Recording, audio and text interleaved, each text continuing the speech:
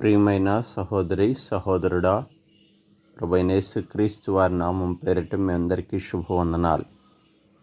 మీరు ఎలా ఉన్నారు?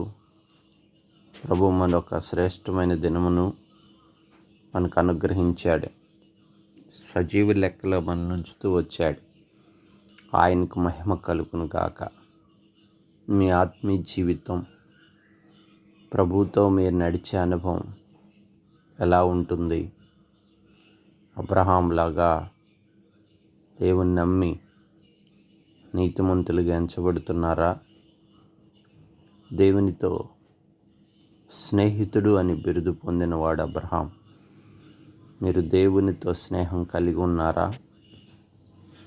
అబ్రహాము విశ్వాసులకు తండ్రి, విశ్వాసంలో బలమైన వాడుగా ఉన్నాడు. మీ ఆత్మీయ జీవితంలో విశ్వాసంలో బలంగా ఉన్నారా? అయితే అబ్రహాంలాగా మీరు మీ కుటుంబం ఎంతగానో దీవించబడును గాక. ఈ ఉదయకాలము పరిశుద్ధ గ్రంథంలో నుంచి దావీదు కీర్తనలు 37వ అధ్యాయము 8వ వచనాన్ని ధ్యానాంశంగా తీసుకుందాం. కోపము మానుము, ఆగ్రహము విడిచిపెట్టుము. అవును, దేవుని వాక్యం సెలవిస్తుంది. కొన్ని శారీరక సంబంధమైన విషయాలను గురించి మనతో మాట్లాడుతున్నాడు. మానవులంగా నరులంగా భూమి మీద ఉంటున్నప్పుడు మరి మన శరీరంలో పెట్టబడిన ఆర్గాన్స్ని బట్టి మనకు ఒక్కోసారి కోపం వస్తుంది. అనేకసార్లు ఆగ్రహపడతాం. కోపం కట్టలు తెచ్చుకుంటుంది. ఎంతో ఆవేశపూరితులమవుతాం. ఆవేశంతో ఊగిపోతాం. చూడండి, కోపపడుడు కానీ మరి పాపం చేయకుడి అని వాక్యం సెలవిస్తుంది. చూడండి, నా ప్రియ సహోదరులారా, మీరు ఈ సంగతి ఎరుగుదురు కదా అని అంటాడు వాక్యములో. ప్రతి మనుష్యుడు కూడా వినటానికి వేగరపడేవాడుగా ఉండాలి. మాట్లాడుటకు నిదానించేవాడుగా ఉండాలి. కోపించుటకు నిదానించేవాడుగా ఉండాలట. కాబట్టి ఎందుకంటే నరుని కోపం దేవుని నీతిని నెరవేర్చదు. అందుచేత సమస్తమైనటువంటి కల్మషం కానీ విర్రవీగేటువంటి దుష్టత్వమును మాని దేవుని వాక్యం చేత మనం నాటబడిన వారమై ఆత్మలో రక్షించుటకు కావలసిన సాత్వికత్వంతో మనం ఉండాలట. చూడండి, మరి ఉదాహరణకు పరిశుద్ధ గ్రంథంలో మనం ఇద్దరు వ్యక్తులను గమనించవచ్చు. ఇంకొక వ్యక్తిని కూడా మనం చూడవచ్చు. మొదటిగా మోషే అనే వ్యక్తిని కనుక మనం గమనిస్తే, భూమి మీద అతనికి ప్రభువు చెప్పిన మాట సాత్వికుడు అని పేరు. కానీ ఒక సందర్భంలో మరి ఇశ్రాయేలీలకు నీరు లేని సమయంలో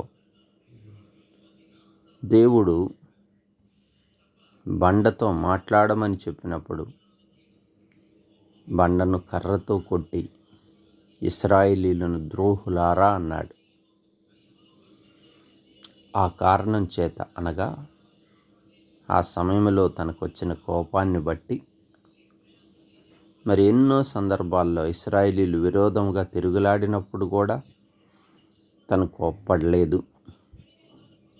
నిజంగా దేవునికి అనేకసార్లు ఇశ్రాయేలీల మీద కోపం వచ్చినప్పుడు మోషే ప్రార్థించాడు. ఇశ్రాయేలీల పేర్లు జీవగ్రంథంలో లేకుండా చేస్తానన్నప్పుడు కూడా దేవుని బతిమలాడుకున్నాడు. చూడండి, అయినప్పటికీ మోషే కోపం చూడండి చివరికి కానానులోకి వెళ్లకుండా మరి ఆపివేసిందని మరి చెప్పుకుంటూ ఉంటాం. కాబట్టి కోపము దేవుని నీతిని మనకు నెరవేర్చదు.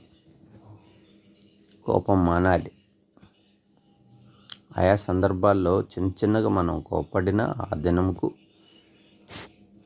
దాని విషయంలో మనం పశ్చాత్తాపడాలి, ఆగ్రహం మానాలి. వాక్యం చెప్తుంది అందుకే, కోపం మానుము, ఆగ్రహము విడిచిపెట్టాం. ఇంకొక ఉదాహరణ కనుక మనం బైబిల్లో చూస్తే, కయ్యూను హేబేలును కనుక మనం గమనిస్తే, కయ్యేను తన తమ్ముడైన హేబేలు మీద కోపపడి అసూయపడి మరి తన పొలములో ఉన్నటువంటి హేబేలు మీద పడి చంపి నరహంతకుడైనట్లుగా చూస్తున్నాం. ఈ దినాల్లో కూడా మనం అనేక చోట్ల చూస్తున్నాం. కోపం వల్లే కదా అనేక మంది ఒకరినొకరు చంపుకునే పరిస్థితులు, ఆగ్రహం వల్లే కదా, ఆ క్షణికావేశంలో మరి ఎన్నో క్రియలు మనం చూస్తున్నాం. తట్టుకోలేని కోపంతో నశించిపోతున్న వారిని చూస్తున్నాం. చిన్న బైబిల్లో ఉజ్జయాన్ని ఒక రాజును చూస్తాం. నిజంగా యాజకులు చెప్తున్నప్పటికీ వినకుండా ధూపార్తిని పట్టుకొని దేవుని ఆలయంలోకి వెళతాడు. యాజకుల మీద దాదాపు 80 మంది యాజకులు ఉన్నప్పటికీ వారు ఎంతగా చెప్తున్నా వినకుండా వారి మీద ఆగ్రహావేశంతో వారి మీద ఊగిపోతాడు. చివరకు లోపలికి వెళ్ళిన తర్వాత దేవుని కోపాగ్నికి గురవుతాడు. తన నుదుటి మీద తెల్లని కుష్టు దేవుడు అనుమతిస్తాడు. ప్రియ సహోదరి సహోదరుడా, ఇంకా పరిశుద్ధ గ్రంథంలో ఎందరో కోపం వల్ల నష్టపోయిన వారిని మనం చూడొచ్చు. కాబట్టి మన ఆధ్యాత్మిక జీవితంలో కోపము అనేదాన్ని మనం మానుకుంటే మంచిది. ఆగ్రహాన్ని విడిచిపెడితే మంచిది. అలాగ మనం ఉండి సాత్వికంగా ఉండి వాక్యమును అంగీకరించి మనము దేవునికి ఇష్టలుగా ఆత్మలు రక్షించుటకు శక్తి గల వాక్యాన్ని మనం అంగీకరించి సాత్వికత్వంలో మన ఆత్మీయ జీవితాన్ని కట్టుకోవటం మంచిది. ఎందుకంటే సాత్వికులు ధన్యులు, వారి భూమిని స్వతంత్రించుకుందరు. ఆత్మఫలాల్లో కూడా సాత్వికత్వం మంచిది. కనుక ప్రియ సహోదరి సహోదరుడు, నేను ఆధ్యాత్మిక జీవితంలో నువ్వు ఎలా ఉంటున్నావు? మరి కుటుంబ జీవితంలో, వ్యక్తిగత జీవితంలో, సంఘ జీవితంలో అనేక సార్లు కోపం వల్ల అనేక నష్టాలు కొని తెచ్చుకుంటున్నావా? అట్టయితే సరి చేసుకో. దేవుడు చక్కగా నిన్ను దీవిస్తాడు. ప్రార్థన చేసుకుని, పరిశుద్ధుడా, మీరు ఇచ్చిన లేఖన భాగం బట్టి స్తోత్రాలు. కోపం మానుము, ఆగ్రహం విడిచిపెట్టుము. నరుని కోపము దేవుని నీతిని నెరవేర్చదని మీ వాక్యం సెలవిస్తుంది. అవును ప్రభువా, మరి కోపించుటకు నిదానించమని మీ వాక్యం వేశారు. మా పితరులను జ్ఞాపకం చేస్తూ వచ్చారు. అలాంటి చెడ్డ స్వభావం మా జీవితాల్లో ఉంటే సరిచేయము. ఇదిగో విరిగి నలిగిన హృదయం నీ సన్నిధికి వస్తుండగా సహాయం చేయమని ఇదిని కాలపు పరిచర్య విషయంలో కృప చూపుతూ రండి. యవనస్తుల భవిష్యత్తును దీవించు, వ్యాధిగ్రస్తులను స్వస్థపరచమని మీ చేతికి అప్పగించుకుంటూ వేసినామని ప్రార్థించి వేడుకుంటున్నాం తండ్రి. ఆమేన్.